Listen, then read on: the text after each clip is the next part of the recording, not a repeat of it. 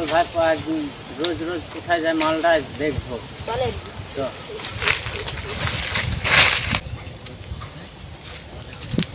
আমাকে ফলো করছে না তো?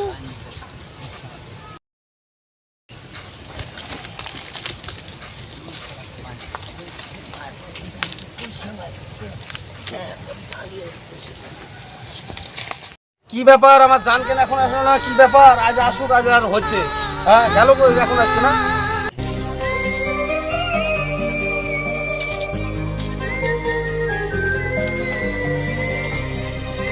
জান তোমার এতক্ষণ সময় হলো?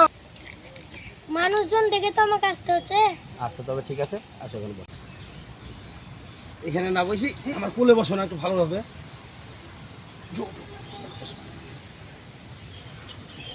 शाबाश बेटा।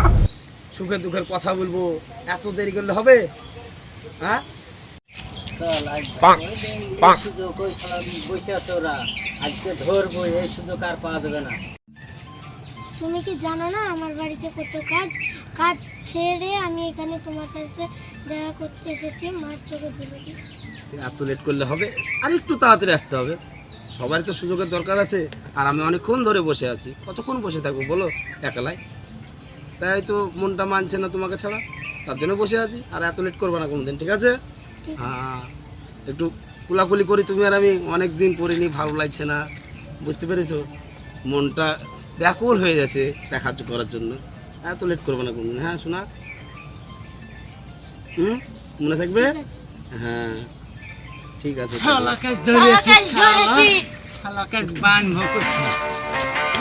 আজ শালা তোদেরকে পাইছে, আজকে মোড়লের কাছে নিয়ে যাবোই শালা। শালা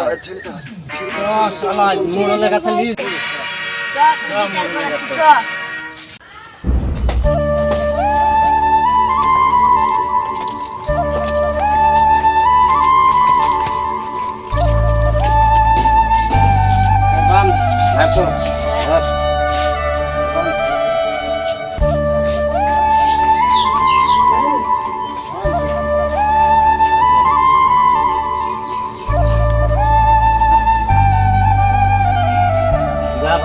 মেয়ের বাপকে আর মোড়লকে রেখে যা।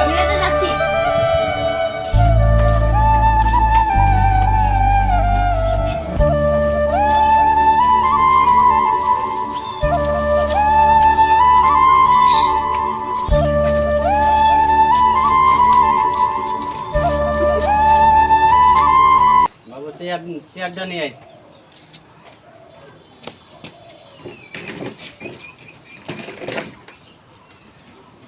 মোড়ল সাহেব বসেন।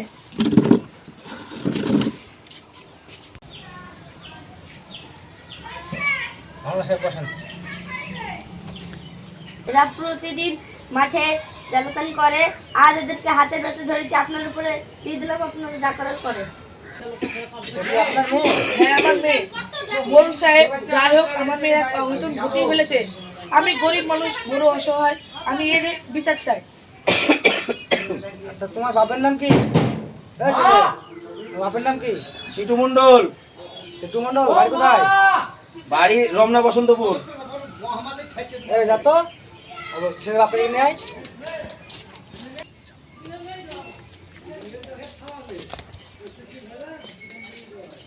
বলুন মন্ডল সাহেব, আপনার ছেলে যে মেয়েটাকে নিয়ে পালিয়ে গেছিল, ধরা পড়েছে, তাহলে কি করতে হবে? তো আমার অঘটন ঘটিয়ে ফেলেছে, তাহলে মোড়ল সাহেব আপনি ওর বিচারটা করেন। তাহলে কি তোমরা কি বিয়ে করবে? না। তাহলে মেয়েটা কি হবে? জানি না।